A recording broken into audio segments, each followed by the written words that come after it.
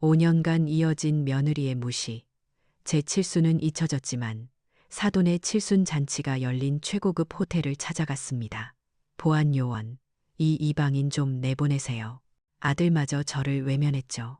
사돈은 제게 택시비라며 5만 원을 쥐어줬습니다. 저는 그저 낡은 전화기를 열어 단축번호 1번을 눌렀습니다. 올겨울은 유난히 더 추운 것 같아요. 지금 제가 사는 이 인천의 낡은 빌라가 유독 우풍이 심해서 그런가 봐요. 벌써 칠순이라니 세월 참 빠르죠. 이 방 천장에는 비가 샌 자국이 얼룩덜룩한데 집주인은 고쳐줄 생각을 안 하네요. 하긴 월세 40만 원짜리 방에 뭘 더 바라겠어요. 저는 그 돈도 아까워서 웬만하면 보일러도 잘 안 켜요. 그냥 두꺼운 내복 껴입고 그 위에 조끼까지 껴입고 지내는 게 익숙해졌거든요. 가끔 창밖을 보면 이웃들이 저를 보며 수군대는 소리가 들려요. 저 할머니는 아들 차도 번쩍번쩍 하던데 왜 저러고 사신대? 자식들이 용돈도 안 주나 봐. 궁상이야 궁상. 그런 말들 저는 그냥 못 들은 척해요. 사람들은 제가 정말 돈 한 푼 없는 가난한 늙은이라고 생각하죠. 제 아들 민수, 그리고 며느리 지연이까지도요. 어쩌면 그렇게 생각하게 두는 게 차라리 마음 편한 일인지도 모르겠어요. 찬바람이 무릎에 스며드는 것 같아 자리에서 일어났어요. 민수네 집에 보낼 반찬이라도 좀 만들어야 하니까요. 개들이 뭘 챙겨 먹기나 하겠어요. 냉장고를 열어보니 며칠 전에 시장에서 떨이로 사온 무랑 시금치 같은 것들 뿐이지만 그래도 제 손맛이 어디 가나요. 이런 값싼 재료로도 상다리 휘어지는 반찬 만드는 건 자신 있거든요. 반찬을 만들면서 제 유일한 낙인 오래된 가요 테이프를 틀었어요. 낡은 카세트 플레이어에서 흘러나오는 노래소리가 이 썰렁한 방을 그나마 채워주네요. 그때였어요. 제 낡은 이지폰이 울린 게. 폴더를 열어보니 민수 엄마, 밥 먹었냐는 짧은 문자 하나. 우리 아들은 제가 이 전화기 쓰는 걸 그렇게 창피해했어요. 어머니, 요즘 세상에 누가 이런 걸 써요? 저희는 다 가족 단톡방에서 얘기하는데 어머니만 빠지니까 답답해 죽겠어요. 그 단톡방, 제가 스마트폰을 못 써서 못 들어가는 게 아니죠. 어쩌면 그 방에 들어가지 않는 게 걔들끼리 무슨 사진을 올리고 무슨 얘기를 하는지 모르는 게 제 마음을 지키는 유일한 방법 같기도 해요. 물을 푹 끓이며 나는 구수한 냄새를 맡으니 문득 아주 오래전에 다른 냄새가 떠올랐어요. 그건 가난의 냄새였죠. 자갈치 시장의 비릿한 생선, 냄새와 축축한 석탄 냄새가 뒤섞인 지독했던 그 시절의 냄새요. 제 기억은 1968년 머나먼 부산으로 거슬러 올라가요. 그때 제 이름은 박순덕이 아니었어요. 16살 윤민서였죠. 상위군인이셨던 아버지는 무거운 일을 못하셨고 어머니는 폐결핵으로 자리에 누워 지내셨죠. 그리고 제 하나뿐인 남동생 태준이, 그 똑똑한 아이가 학교를 그만두고 부두에서 짐을 나르고 어시장에서 생선 상자를 날랐어요. 그 집의 실질적인 가장은 저 윤민서였어요. 제 하루는 남들보다 훨씬 이른 새벽 4시에 시작됐죠. 꽁꽁 언 손을 호호 불어가며 삶은 달걀과 엿이 담긴 광주리를 이고 부산역 광장으로 나갔어요. 따끈한 삶은 달걀이요. 엿 사세요. 목이 쉬어라 외쳐야 겨우 풀칠이라도 할 수 있었으니까요. 그 시절 겨울은 왜 그렇게 추웠는지 이불이라곤 낡은 솜이 다 빠진 것뿐이라 온 식구가 신문지를 겹겹이 덮고 자야 했어요. 어느 날 밤에는 연탄가스에 중독돼서 온 가족이 다 같이 저 세상으로 갈 뻔한 적도 있었죠. 제가 겨우 정신을 차려서 문을 걷어차지 않았다면 정말 아찔해요. 그렇게 하루하루 버티는 게 삶이었는데 하늘은 저희를 가만두지 않았어요. 1970년이었나 태풍 올가가 부산을 덮쳤을 때 그 3평짜리 판잣집 지붕이 종이장처럼 날아가 버렸어요. 쏟아지는 비를 맞으며 내 식구가 부둥켜 안고 얼마나 울었는지 몰라요. 그리고 이듬해인 1971년 아버지가 돌아가셨어요. 전쟁터에서 얻은 상처가 결국 아버지를 데려갔죠. 그리고 바로 다음 해인 1972년 병원비 한 번 제대로 못 써보고 누워만 계시던 어머니마저 눈을 감으셨어요. 19살. 세상에 저와 어린 동생 태준이 둘만 남게 된 거예요. 잿더미가 된 판잣집 터에 앉아 한참을 울었던 것 같아요. 그때 훌쩍이는 태준이의 거친 손을 잡았어요. 생선 비린내와 짐승의 피가 밴 어린아이의 손이 아니었죠. 제가 결심했어요. 태준아, 우리는 이렇게 살면 안 된다. 절대로. 누나 말 잘 들어. 사람은 배워야 해. 지식만이 이 지긋지긋한 가난에서 벗어날 수 있는 유일한 길이야. 저는 그동안 달걀 팔아모은 깡통에 숨겨뒀던 제 전 재산을 꺼냈어요. 그리고 그 돈 전부를 태준이 손에 쥐어줬죠. 다시 학교로 가. 너는 머리가 좋으니까 꼭 성공할 수 있어. 누나는 걱정하지 마. 나는 괜찮아. 그게 제 19 인생에서 가장 중요하고 가장 잘한 결심이었어요. 찰칵, 낡은 카세트 테이프가 다 돌아갔는지 멈추는 소리가 요란하게 나네요. 어느새 반찬이 다 만들어졌어요. 무나물, 시금치 무침, 콩자반. 이걸 또 낡은 장바구니 카트에 싣고 민수네 집에 가야죠. 빌라 계단을 내려가는데 마침 마주친 이웃이 혀를 차는 소리가 들려요. 아이고, 저 불쌍한 할머니. 또 자식놈 반찬 해주러 가네. 저는 그냥 희미하게 웃어 보였어요. 그들은 부산역 광장에서 울부짖던 16살 윤민서를, 그리고 동생의 손을 잡고 맹세했던 19살의 그 다짐을 전혀 모르니까요. 괜찮아요. 지금은 몰라도 돼요. 그렇게 정성껏 만든 반찬을 낡은 장바구니 카트에 싣고 아들 민수네 집으로 향했죠. 버스를 2번이나 갈아타야 하는 먼 길이에요. 민수가 결혼한 지 벌써 5년이 다 되어가네요. 며느리 지연이를 처음 봤을 땐 어찌나 싹싹하고 예쁘던지 저런 애가 내 며느리가 된다니 꿈만 같았어요. 유복한 집안에서 곱게 자란 티가 났죠. 그런데 그 상냥함은 딱 제가 사는 이 인천의 낡은 빌라를 보기 전까지였어요. 상견례를 하고 얼마 안 돼서 민수랑 같이 인사를 오겠다고 하더군요. 저는 없는 살림에도 뭐라도 해먹이려고 며칠 전부터 장을 보고 집안을 쓸고 닦았죠. 그런데 그날 현관에 들어서는 지연이의 표정이 순간 굳어지는 걸 저는 봤어요. 비가 새는 천장 얼룩을 힐끗 보고 좁아터진 부엌을 훑어보는 그 눈길을요. 그날 이후 모든 게 달라졌어요. 결혼 준비를 하면서부터 노골적으로 돈 이야기가 나오기 시작했죠. 지연이네 집에서는 7천만 원을 해온다면서 저더러 아들 결혼시키는데 최소 3천만 원은 해주셔야 체면이 서지 않겠냐고 하더군요. 그리고 신혼집 전세금으로는 자기들이 2억 5천을 낼 테니 어머니도 1억 2천은 보태셔야 한다고요. 제 사정을 뻔히 알면서 저런 말을 하는 아들과 며느리가 참 야속했지만 어쩌겠어요. 하나뿐인 아들 장가 보내는 일인데 저는 그때 처음으로 동생 태준이가 매달 제 통장으로 넣어주는 그 돈에 손을 댔어요. 평생을 없는 돈처럼 내 돈이 아닌 것처럼 묻어두었던 돈이었는데 민수 결혼 때문에 꽁꽁 묶어뒀던 비밀 통장에서 1억 5천만 원을 꺼냈죠. 며느리와의 관계가 아들의 행복이 그 돈보다 중요하다고 생각했어요. 그렇게 해서라도 이 관계를 평화롭게 시작하고 싶었거든요. 그렇게 결혼을 하고 1년쯤 지났을까요? 며느리가 임신을 했다는 소식을 들었어요. 정말 기뻤죠. 제게도 드디어 손주가 생기는 거니까요. 그런데 이상하게도 며느리는 만삭이 다 되도록 저한테는 병원에 같이 가자는 말 한마디 없었어요.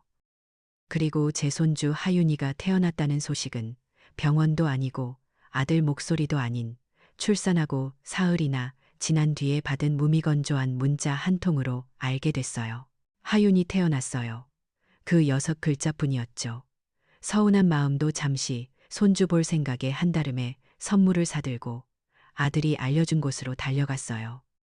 그런데 그곳은 병원이 아니라 듣기만 해도 억소리 나는 강남의 어느 최고급 산후조리원이었어요. 한 달에 1천만 원이 넘는다는 곳이었죠. 제 누추한 행색이 부끄러워질 정도였어요.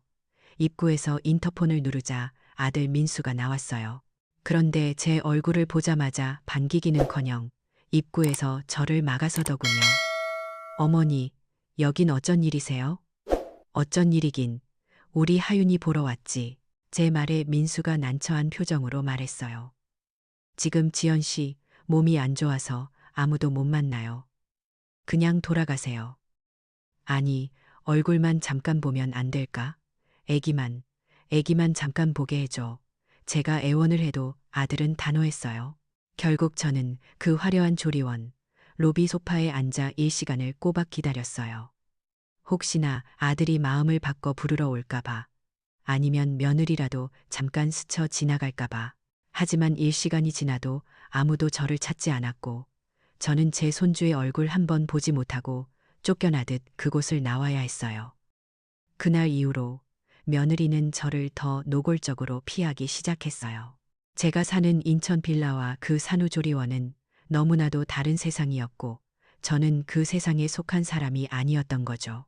반찬이라도 해다 주려고 아들 집에 찾아가면 뻔히 안에 인기척이 있는데도 문을 열어주지 않았어요. 다음에 오세요 하는 목소리만 들릴 뿐이었죠. 몇 번이나 그렇게 문전박대를 당하고 나니 민수에게서 전화가 오더군요. 엄마, 앞으로 집에 올 때 미리 전화 좀 하고 와. 지연이가 불편해하잖아. 그러면서 덧붙이는 말이 더 기가 막혔어요. 그리고 애기 돌보는 건 장모님이 다 해주시기로 했으니까 엄마는 굳이 안 오셔도 돼요. 그 말은 제게서 할머니가 될 기회조차 박탈하는 거였어요. 황혼 육아다 뭐다 해서 다들 힘들다고는 하지만 저는 그 힘든 일조차 할 자격이 없는 가난한 시어머니일 뿐이었죠. 그렇게 5년이 흘렀어요. 1년에 몇 번 없는 명절이 되어서야 겨우 그 애들 얼굴을 볼 수 있었죠. 이번 추석에도 저는 홀로 며칠 전부터 장을 보고 밤새워 음식을 장만했어요. 갈비찜에, 잡채에, 각종 전에 혹시나 며느리가 좋아하는 게 있을까 싶어서요. 저녁 늦게서야 민수 부부가 뺀질나게 차려입고 집에 들르더군요. 어머니, 음식 좀 싸주세요. 저희 처가에 급한 일이 생겨서 가봐야 해서요. 그들은 엉덩이 붙일 시간도 없이 제가 정성껏 만든 음식들을 자기들 차 트렁크에 싣고는 황급히 떠났어요. 텅 빈 집에 저 혼자 남아 그들이 먹다 남긴 밥상을 치우는데 어찌나 서럽던지요. 그런데 정말 기가 막힌 일은 그날 밤에 일어났어요. 이웃집 손녀가 놀러 왔다며 제게 스마트폰으로 뭘 보여주는데 그게 며느리의 페이스북인가 뭔가 하는 거였어요. 거기엔 바로 몇 시간 전에 찍은 사진이라며 아들 부부와 사돈 식구들이 번쩍번쩍한 고급 레스토랑에서 환하게 웃고 있는 사진이 올라와 있었어요. 처가에 급한 일이 아니라 외가 식구들과의 호화로운 외식이었던 거죠. 그 사진을 보는 순간 저는 깨달았어요. 저는 그들의 디지털 세상 밖에서 완벽하게 고립된 그냥 낡은 이지폰이나 쓰는 이방인일 뿐이라는 걸요. 5년간 제가 참아왔던 이 모든 무시와 거짓말들이 그 사진 한 장에 전부 담겨 있는 것 같았어요. 그날 밤 저는 뜬 눈으로 밤을 지새웠어요. 텅 빈 방 안에서 이웃 손녀가 보여준 그 반짝이는 핸드폰 속 사진이 자꾸만 눈앞에 어른거렸죠.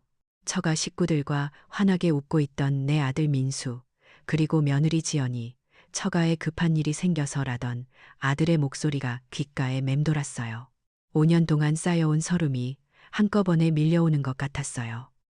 며칠 뒤 저는 도저히 안 되겠다 싶어 손주 하윤이라도 봐야겠다는 생각에 무작정 아들네 아파트로 찾아갔어요. 지난번에 못 본 게 마음에 걸려서 이번엔 전화도 안 하고 그냥 갔죠.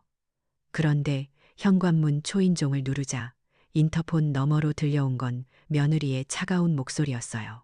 어머니, 여긴 어쩐 일이세요? 하윤이 보고 싶어서 잠깐 들렀다. 제 말에 며느리는 잠시 망설이는 듯 하더니 이내 단호하게 말하더군요. 어머니, 지금 저 친구들 와 있어요. 저 창피하게 하지 마시고 그냥 가세요. 창피하다니요. 제 귀를 의심했어요. 이 늙은 어미가, 가난한 시어머니가 아들 집에 가는 게 며느리 친구들한테 창피한 일이 될 줄은 꿈에도 몰랐죠. 저는 그 차가운 인터폰 화면에 대고 아무 말도 하지 못한 채 발길을 돌려야 했어요. 그리고 또 며칠이 지나지 않아 손주 하윤이의 생일이 다가왔어요. 이번에야말로 아이 얼굴도 보고 제가 준비한 작은 내복 선물이라도 전해주고 싶었죠. 그런데 이번에는 아들 민수에게서 먼저 전화가 걸려왔어요. 엄마, 혹시 주말에 하윤이 생일이라고 오시려는 건 아니죠? 퉁명스러운 아들의 목소리에 가슴이 덜컥 내려앉았어요. 아니, 그냥 선물만이라도 전해주려고. 제 말이 끝나기도 전에 아들이 말을 잘랐어요. 엄마, 이번 생일은 외가 식구들끼리만 조촐하게 하기로 했어. 장모님 댁에서 따로 하니까 엄마는 오지 마세요. 조촐하게 한다면서 외가 식구들만 모인다는 게 무슨 말인지 저는 그때 깨달았어요. 아, 나는 가난한 시어머니라는 낙인이 찍혔구나. 그래서 내 손주 생일 잔치에도 갈 자격이 없는 거구나. 그렇게 정서적으로 저를 완전히 밀어내기 시작하더니 얼마 안 가 본격적으로 돈 이야기가 나오기 시작했어요. 하루는 민수가 제 빌라로 풀이 죽은 얼굴로 찾아왔더군요. 어머니, 저 큰일 났어요. 무슨 일이냐고 물으니 하윤이 영어 유치원비가 급하게 필요한데 돈이 모자란다는 거였어요. 700만 원이나 된다더군요. 손주 교육 문제라는데 제가 어떻게 모른 척을 하겠어요. 비록 저를 이렇게 소외시키고는 있지만 그래도 하윤이는 제 손주잖아요. 저는 아들 결혼시키고 남은 동생이 준 돈 말고 제가 평생 아끼고 모아둔 비상금을 꺼내 700만 원을 채워줬어요. 민수는 고맙다는 말과 함께 돈을 받아들고는 쌩안이 가버렸죠. 그런데 며칠 뒤 저희 집 우편함에 잘못 배달된 우편물이 하나 꽂혀 있었어요. 민수네 아파트 동호수는 같은데 아마 집배원이 헷갈렸나 봐요. 무심코 겉봉투를 보는데 카드사 명세서더군요.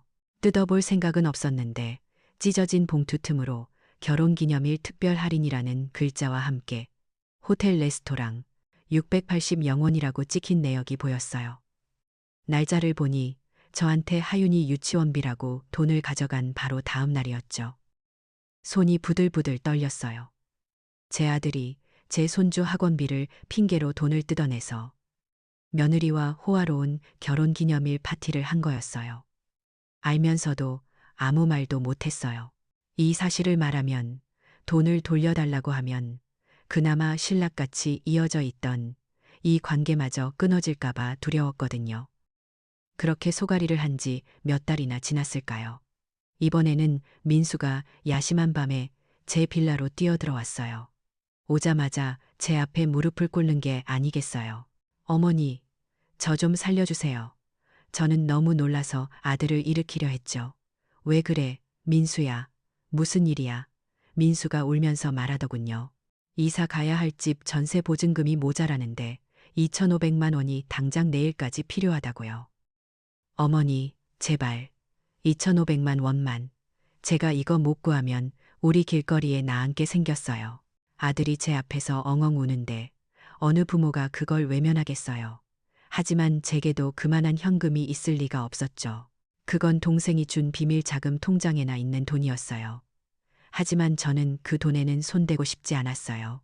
이건 아들의 버릇을 고치는 문제가 아니라 제 마지막 자존심 같았거든요. 민수야, 그 돈은 엄마가. 제가 말을 망설이자 민수가 제 바짓가랑이를 붙잡고 애원했어요. 저는 결국 평생을 아끼고 아껴 부어온 제 이름으로 된 적금 통장들을 떠올렸어요. 부산에서 달걀 팔던 시절부터 푼푼히 모아왔던 제 인생이 담긴 돈이었죠. 다음 날 아침, 저는 인천 구도심의 낡은 은행으로 갔어요. 그리고 제 적금 통장 3개를 전부 깼어요. 마지막 남은 예금 통장까지 해지했죠. 그렇게 제 피눈물이 담긴 2,500만 원을 만들어 민수에게 건넸어요. 아들은 돈을 받자마자 고맙다는 말도 없이 황급히 사라졌죠. 그리고 바로 그 주 주말이었어요. 또 이웃집 손녀를 만났는데 그 애가 제게 또 핸드폰을 보여주더군요. 이번에는 민수가 올렸다 지웠다는 사진이었는데 온 가족이 제주도 고급 리조트에서 찍은 사진이었어요. 전세 보증금이 급하다던 아들은 저의 평생 적금을 털어서 가족 여행을 떠난 거였어요. 저는 그 자리에 주저앉을 수밖에 없었어요. 다 알면서도, 아들이 나를 속이고 내 돈을 뜯어가는 걸 알면서도 저는 아무에게도 말할 수 없었어요. 가난한 늙은 어미의 돈을 등쳐먹는 아들. 그 창피함은 결국 제 아들에게 돌아갈 테니까요. 그 체면이 뭐라고. 저는 그 모든 사실을 가슴에 묻고 저 스스로를 세상과 고립시켰어요. 아무도 만나지 않고 그저 이 낡은 빌라 방 안에 저를 가뒀죠. 그렇게 모든 것을 포기한 채 지내던 지난주였어요. 제 칠순 생일이었죠. 아침부터 혹시나, 정말 혹시나 하는 마음에 낡은 이지폰을 손에 쥐고 있었어요. 하윤이 태어났어요라는 문자라도 보냈으니 어머니 생신 축하드려요라는 문자 한 통이라도 오지 않을까. 하지만 아침이 지나고 점심이 지나고 저녁이 되어도 제 전화기는 울리지 않았어요. 텅 빈 방에서 홀로 차린 작은 밥상 앞에서 저는 제 존재가 아들에게 완전히 지워졌음을 깨달았어요. 그렇게 자정이 다 되어갈 무렵이었어요. 잊고 있던 이지폰이 요란하게 울리기 시작했죠. 떨리는 손으로 폴더를 열었어요. 내 동생, 태준이었어요. 누님, 생신 축하합니다. 제가 요즘 너무 바빠서 전화가 엘 동생의 힘찬 목소리를 듣는 순간 저는 소리도 내지 못하고 눈물만 뚝뚝 흘렸어요. 조만간 제가 꼭 찾아뵙겠습니다. 맛있는 거 사들고 갈게요. 그 따뜻한 한마디에 저는 지난 5년간 겪었던 모든 서름과 지난주에 겪었던 그 처절한 외로움이 한꺼번에 터져 나오는 걸 느꼈어요. 잊힌 존재가 된 저를 세상에서 유일하게 기억해준 단 한 사람이었으니까요. 칠순 생일이 그렇게 허무하게 지나가고 저는 며칠을 알아누웠어요. 아들에게서 사기를 당한 것보다 제 존재 자체가 잊혔다는 사실이 더 뼈아팠죠. 그 적막한 방에서 저를 유일하게 기억해준 태준이의 목소리만이 유일한 위안이었어요. 그 아이의 목소리를 듣고 나니 잊고 지냈던 과거의 일들이 자꾸만 떠오르더군요. 제 낡은 자개장 서랍 깊숙한 곳에는 제가 평생 열어보지 않은 통장과 서류들이 있어요. 그리고 매달 어김없이 배달되는 우편물이 하나 있죠. 동생 태준이가 보내오는 은행 잔고 확인서예요. 저는 스마트폰 뱅킹 같은 건 쓸 줄도 모르고 태준이는 일부러 제가 눈으로 확인할 수 있게 이렇게 아날로그 우편물로 보내줘요. 겉봉투를 뜯어 그 안에 찍힌 숫자를 볼 때마다 저는 겁이 덜컥 나요. 제가 평생 만져본 적도 없는, 저와는 아무 상관없는 돈 같아서요. 사람들은 모르죠. 제 아들 민수조차도 몰라요.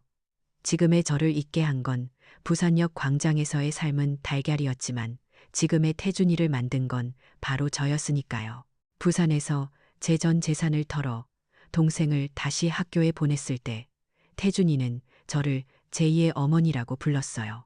그 아이가 악착같이 공부해 서울로 올라가고 작은 사업을 시작했을 때도 저는 부산에서 번 돈을 계속 붙여줬죠. 그러다 제가 결혼하고 민수를 낳고 그럭저럭 살만해질 무렵이었어요. IMF가 터졌죠. 남편의 사업은 하루아침에 무너졌고 120억이라는 어마어마한 빚더미에 올라앉았어요. 정말 죽으려고 했어요. 그때 막 사업이 자리를 잡아가던 태준이가 나타났어요. 그리고는 자기도 힘든 시기였을 텐데 누나 빚을 갚겠다며 자기 회사를 담보로 돈을 끌어와 그 120억을 전부 갚아준 거예요. 그 일이 있고 나서 태준이는 지금의 임페리얼 로얄 호텔을 포함한 거대한 그룹을 잃었죠. 그리고는 저를 찾아와 그룹의 막대한 지분을 제 앞으로 내밀었어요. 하지만 저는 손사래를 쳤어요. 남편의 파산으로 돈이라는 것에 너무 무섭게 되었고 제가 그 지분을 받는 순간 동생에게 평생 짐이 될 것만 같았거든요. 태준아, 누나는 그냥 내가 잘된 것만으로도 족하다. 이런 거 필요 없어. 하지만 고집센 태준이는 제 말을 듣지 않았어요. 그럼 누님을 위해 이 지분은 따로 떼어둔 걸로 하겠습니다.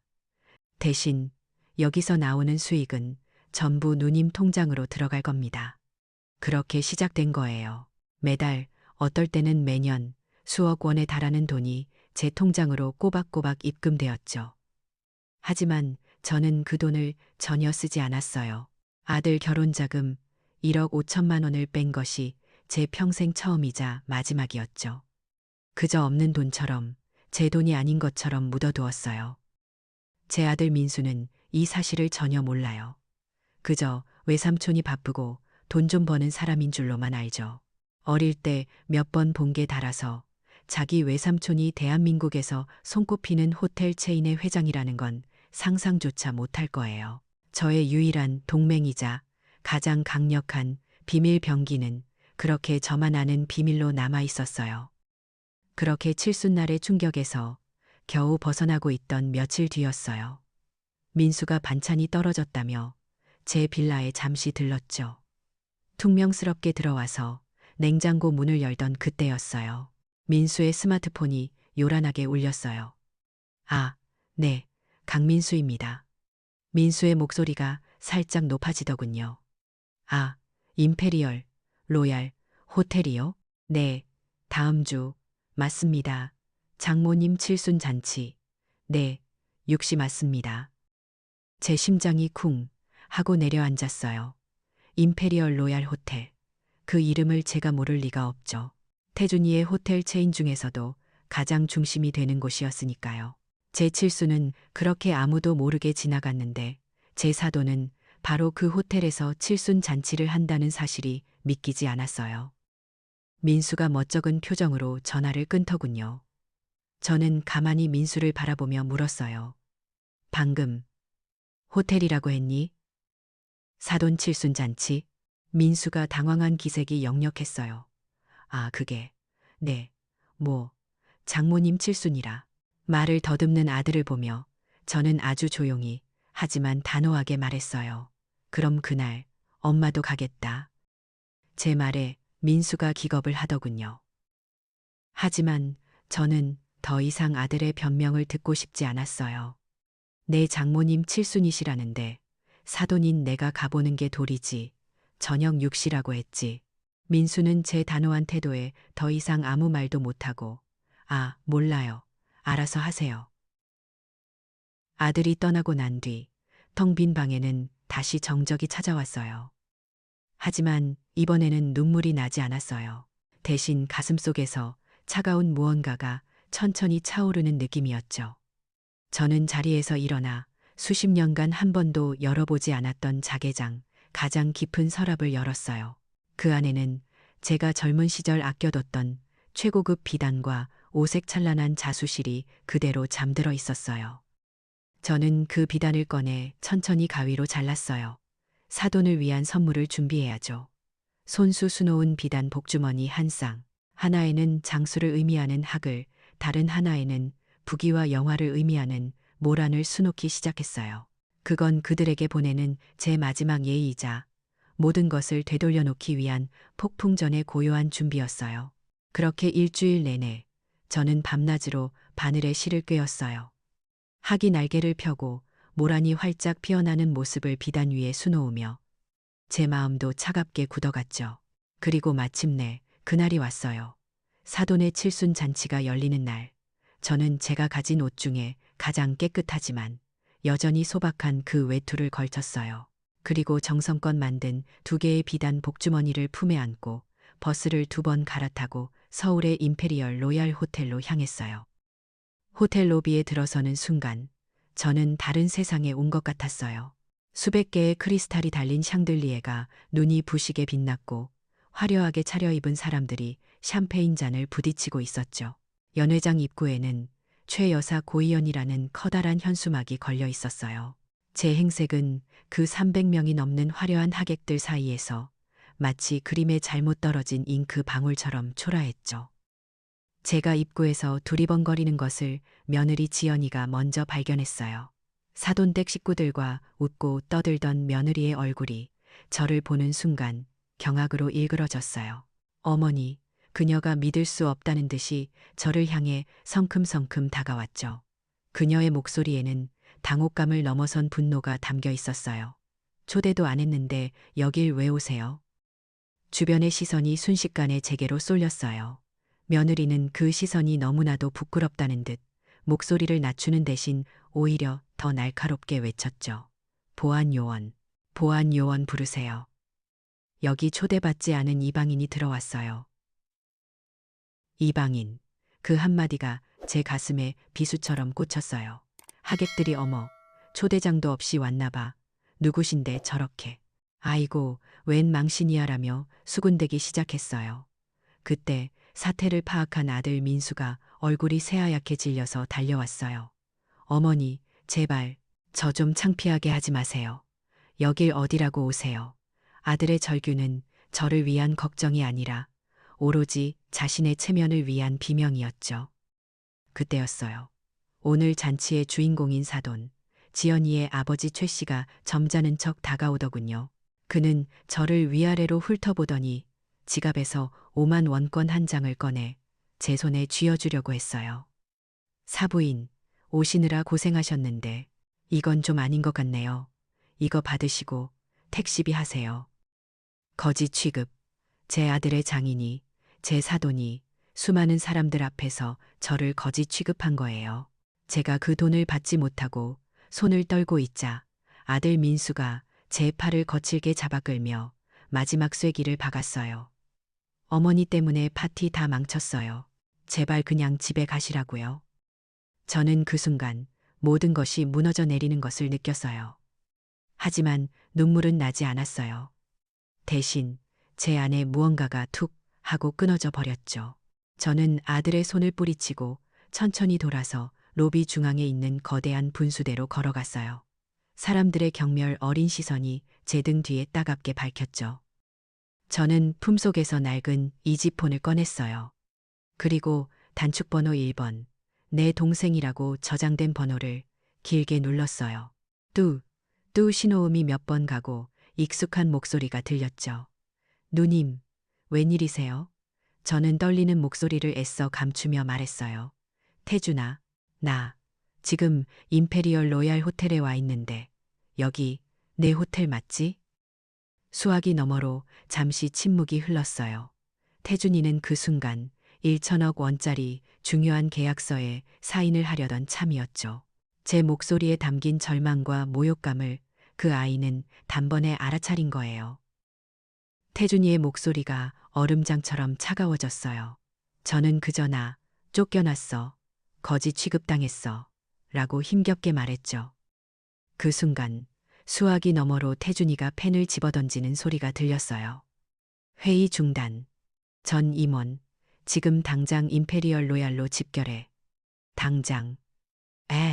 태준이의 고함 소리가 전화기를 뚫고 나올 정도였어요. 누님, 아무데도 가지 말고 거기 그대로 계세요. 제가 지금 가요. 15분이 마치 15년처럼 흘러갔어요. 며느리와 아들은 제가 포기하고 돌아간 줄 알았는지 다시 연회장 입구에서 하객들을 맞이하고 있었죠. 바로 그때였어요. 호텔의 거대한 회전문이 열리더니 분노로 얼굴이 시뻘개진 내 동생 태준이가 수십 명의 검은 양복을 입은 고위 임원단 수행단을 이끌고 로비로 들어섰어요. 그 위압적인 모습에 시끄럽던 로비 전체가 순간 정지한 것 같았죠. 태준이는 그 많은 사람들 사이를 뚫고 오직 저만 보며 곧장 걸어왔어요. 분수대 앞에서 초라하게 떨고 있는 제 모습을 본 동생의 눈시울이 붉어졌어요. 태준이는 말없이 제 어깨를 감싸 안았어요. 그리고는 돌아서서 이 모든 상황을 어리둥절하게 쳐다보는 호텔 이사 지배인에게 명령했어요. 그 목소리는 분노로 떨리고 있었죠. 당장 저 연회장 폐쇄해. 네? 회장님. 그치만 이사가 당황해서 말을 더듬자 태준이가 소리쳤어요. 당장 폐쇄하고 저 안에 있는 인간들 단 하나도 빠짐없이 싹 다 쫓아내. 당장. 그제야 사돈 최 씨가 자기가 이 호텔의 고객이라는 생각에 항의하러 나섰어요. 아니, 지금 이게 무슨 무례한 짓이오? 당신 누군데 감히. 태준이가 그의 멱살이라도 잡을 듯이 다가서며 외쳤어요. 당신들이 감히 누굴 건드렸는지 알아? 내가 이 호텔 체인의 회장 박태준이다. 로비에 있던 모든 사람들이 숨을 멈췄어요. 며느리 지연이와 아들 민수의 얼굴은 하얗게 질려버렸죠. 태준이는 떨리는 손으로 저를 가리켰어요. 그리고 이분은 당신들이 방금 거지 취급하며 5만 원짜리나 던져준 이분은 내가 내 어머니처럼 모시는 나의 유일한 누님이다. 모든 것이 폭로되는 순간이었어요. 저는 굳어버린 하객들과 아들 부부를 향해 차갑게 말했어요. 그래, 내가 이 호텔 회장의 누나고 너희가 그렇게 무시하던 이 늙은이가 매년 너희가 상상도 못할 수억 원의 배당금을 받는 이 호텔의 주주다. 태준이가 마지막 심판을 내렸어요. 이사, 똑똑히 들어. 오늘부로 최지연 씨 일가 전원, 그리고 저기 저 강민수 씨. 저 인간들은 우리 그룹 소속 모든 호텔과 레스토랑에 영구 출입 금지야. 내 눈에 다시는 띄게 하지 마. 그제야 사태의 심각성을 깨달은 민수와 지연이가 제 앞으로 달려와 무릎을 꿇었어요. 어머니, 잘못했어요. 제발 용서해 주세요. 울고불고 애원하기 시작했죠. 하지만 더 가관인 건 제 아들 민수였어요. 그는 며느리 지연이의 등을 떠밀며 울부짖더군요. 어머니, 다 이 여자가 시킨 거예요. 이 여자가 어머니 창피하다고. 저는 아니에요. 다 지연이 탓이라고요. 저는 그 모습을 가만히 내려다보았어요. 자신의 잘못을 뉘우치기는커녕 마지막 순간까지 아내 탓을 하는 저 비겁한 아들의 모습을요. 제 마음속에 남아있던 마지막 연민 한 조각마저 사라지는 순간이었죠. 저는 차갑게 돌아섰어요. 그리고 무릎 꿇고 있는 아들을 향해 제 마지막 말을 뱉었어요. 이제 우린 남이다. 그 호텔 로비에서 이제 우린 남이다라는 말을 뱉었을 때 제 마음이 어땠는지 아세요? 시원하기보다는 그냥 텅 비어버린 기분이었어요. 모든 게 끝났다는 안도감과 제 손으로 아들을 끊어냈다는 절망감이 뒤섞여서 머릿속이 하얗게 변해버렸죠. 태준이는 그런 저를 부축해서 호텔을 빠져나왔어요. 그날 밤 태준이는 저보다 더 분노했죠. 당장 자기 그룹 법무팀을 제게 붙여주더군요. 그 호텔에서 있었던 일은 단순한 모욕이 아니라 법적으로도 충분히 문제가 될 수 있다면서요. 다음 날 태준이 보낸 변호사들 앞에서 저는 제 마지막 결심을 이야기했어요. 제 유언장에 대해서요. 아들 민수가 마지막 순간까지 며느리 탓을 하던 그 비겁한 모습을 본 순간 저는 알았거든요. 저 아이에게는 돈이 아니라 뼈저린 교훈이 필요하다는 걸요. 저는 변호사들에게 말했어요. 제 이름으로 된 모든 재산, 그러니까 태준이가 제게 주었던 그 막대한 지분과 수익 전부를 사회복지기금에 기부하겠다고요. 변호사들이 놀라더군요. 정말 아들에게는 한 푼도 남기지 않으실 거냐고요. 아니요. 한 사람은 예외로 뒀어요. 제 손주, 하윤이. 그 아이는 아무 잘못이 없잖아요. 저는 변호사들에게 신신당부를 했어요. 제 손주 하윤이를 위해서 별도의 교육 신탁 기금을 만들어주세요. 그리고 조건을 달았죠. 이 돈은 하윤이가 성인이 되어 공부하는 데만 쓰여야 합니다. 그 부모, 강민수와 최지연은 단 1원도 손댈 수 없게요. 제 법적인 조치가 채 끝나기도 전에 세상이 먼저 뒤집어지기 시작했어요. 그날 호텔 로비에 있던 하객 중 누군가가 그 광경을 휴대폰으로 찍었던 모양이에요. 그게 SBS 방송국에 제보가 됐죠. 며칠 뒤 SBS 저녁 뉴스에 그날의 일이 대대적으로 보도됐어요. 호텔에서 쫓겨난 시어머니, 알고 보니 수백억대 주주. 충격 반전, 뭐 이런 제목이었죠. 제 얼굴은 모자이크가 됐지만 며느리와 아들이 제게 소리치던 모습, 사돈이 제게 5만 원을 건네려던 모습, 그리고 태준이가 나타나 모든 것을 뒤엎던 그 순간까지 전부 방송을 탔어요.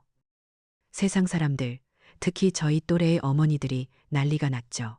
어떻게 자식을 저렇게 키웠냐, 저런 배은망덕한 며느리와 아들이 있냐. 인터넷인지 뭔지에도 민수와 지연이의 신상이 다 퍼져나갔다고 하더군요. 대중의 비난은 상상 이상으로 거셌어요. 그렇게 체면을 중시하던 며느리 지연이는 이 창피함을 견디지 못했어요. 뉴스가 나간 지 얼마 안 돼서 민수에게 이혼 소송을 제기했다더군요. 그리고 제 아들 민수는 그 큰 스캔들과 수치심 때문에 다니던 회사에서도 결국 실직을 당하고 말았죠. 모든 것을 한순간에 잃은 거예요. 그렇게 폭풍 같은 시간이 흐르고 어느덧 1년이 지났어요. 저는 이제 73이 되었네요. 더 이상 인천의 그 춥고 낡은 빌라에 살지 않아요. 지금 제가 있는 곳은 제 고향 부산이에요. 정확히는 부산 기장, 바다가 훤히 내려다 보이는 양지 바른 곳이죠. 여기는 제가 세운 학수양센터 1호점이에요. 그날 이후 저는 태준이의 도움을 받아 제 전 재산을 정리했어요. 그리고 그 돈으로 저처럼 소외되고 고독한 노인들을 위한 안식처를 짓기 시작했죠. 부산을 시작으로 지금은 전국의 5곳의 센터가 문을 열었어요. 부산, 아미동 판잣집에서 느꼈던 그 지독한 외로움, 아들에게 버림받았던 그 차가운 고통을 다른 분들은 겪지 않게 하고 싶었어요. 이 자선 사업을 하면서 저는 제 삶의 새로운 의미를 찾았죠. 센터 일은 바쁘지만 마음은 편안했어요. 그러던 어느 날이었어요. 센터 직원분이 저를 찾아왔더군요. 면회를 요청한 분이 있다고요. 로비로 나가보니 믿을 수 없는 사람이 서 있었어요. 1년 만에 보는 아들, 민수였죠. 민수는 완전히 다른 사람이 되어 있었어요. 비싼 양복 대신 낡은 작업복 점퍼를 입고 있었고, 얼굴은 까맣게 타고 초췌했죠. 작은 회사의 경비원으로 취직해서 지연이에게 주는 양육비를 겨우 벌고 있다고 나중에 들었어요. 민수는 저를 보자마자 그 자리에서 무릎을 꿇더군요. 호텔 로비에서 용서해달라고 무릎 꿇던 것과는 완전히 다른 모습이었어요. 그리고는 제 평생 처음으로 그 아이에게서 들어보는 말을 했어요. 어머니, 저를 키워주셔서 감사합니다. 아들은 울면서 자신이 모든 것을 잃고 나서야 홀로 남아보니 그제야 어머니가 얼마나 외로웠을지 알게 되었다고 고백하더군요. 저는 그저 아들을 가만히 내려다보았어요. 마음이 아팠지만 흔들리지는 않았어요. 저는 아들을 일으켜 세우지 않았어요. 대신 제 마지막 말을 전했죠. 민수야, 재산은 이미 내 손을 떠났다. 더 이상 내게 의지하지 말고 이제부터라도 내 힘으로 살아라. 그건 용서가 아니었어요. 제 아들이 스스로 일어설 수 있게 제가 해줄 수 있는 마지막 선긋기였죠. 민수를 돌려보내고 저는 다시 제 일상으로 돌아왔어요. 제 진정한 행복은 이제 다른 곳에 있거든요. 저는 법원을 통해 제 손주 하윤이를 매달 한 번씩 따로 만날 수 있게 되었어요. 주말에 하윤이를 만나러 가는 날이면 저는 더 이상 부산역에서 팔던 엿을 생각하지 않아요. 대신 우리 학수양 센터의 할머니들과 함께 직접 만든 몸에 좋은 한과를 예쁘게 포장해 가죠. 손주 녀석이 할머니, 이거 맛있어요 하면서 웃는 모습을 볼 때, 그리고 센터의 어르신들이 제 손을 잡으며 여기 와서 살맛 난다고 말씀해 주실 때, 저는 비로소 제 과거의 모든 고통에서 완전히 해방되는 것을 느껴요. 네, 저는 이제야 정말 진정한 행복을 찾은 거예요. 가장 가까운 사람에게 상처받았을 때 진정한 승리는 복수가 아닐지도 몰라요. 그저 낡은 인연을 끊어내고 나 자신의 가치와 새로운 행복을 찾는 용기, 박순덕 여사처럼 그 아픔을 딛고 더 큰 사랑을 실천하는 힘이야말로 진짜 강인함이겠죠.